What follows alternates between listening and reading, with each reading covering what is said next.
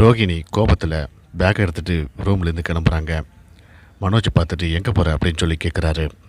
எனக்கு மரியாதை இல்லாத வீட்டில் என்னால் இருக்க முடியாது அப்படின்னு சொல்லிட்டு கோபமாக கிளம்பி வெளியில் போகிறாங்க. மனோஜ் என்ன செய்கிறதுன்னு தெரியாமல் அப்படியே நிற்கிறாரு.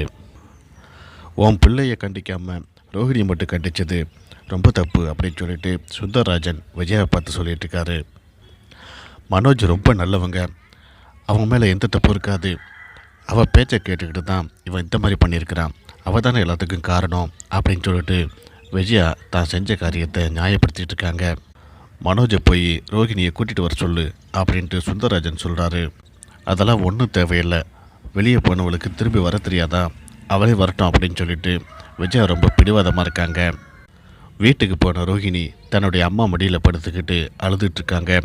நடந்த எல்லா விஷயத்தையும் அவங்க அம்மா கிட்ட சொல்கிறாங்க. அவங்க அம்மா ஒரு சில வார்த்தைகள் ஆறுதலாக ரோகிணிக்கு பேசுகிறாங்க. என்ன இருந்தாலும் நீ இந்த வீட்டை விட்டு வந்தது தப்பு தான்.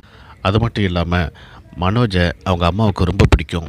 அப்படி இருக்கும்போது எல்லார் முன்னிலையிலையும் மனோஜை பற்றி நீ தவறாக பேசுனது அவங்களால பொறுத்துக்க முடியல. அதனால தான் உன்னை அடிச்சிட்டாங்க. அதுக்காக வீட்டை விட்டு வரலாமா? இனிமேல் நீ என்ன செய்ய போகிற? இங்கேயே இருக்க போறியா? நீ உடனே கிளம்பி அந்த வீட்டுக்கு போ, அதான் நல்லது அப்படின்னு சொல்லிட்டு அட்வைஸ் பண்ணி ரோகிணி அங்கே போக சொல்கிறாங்க.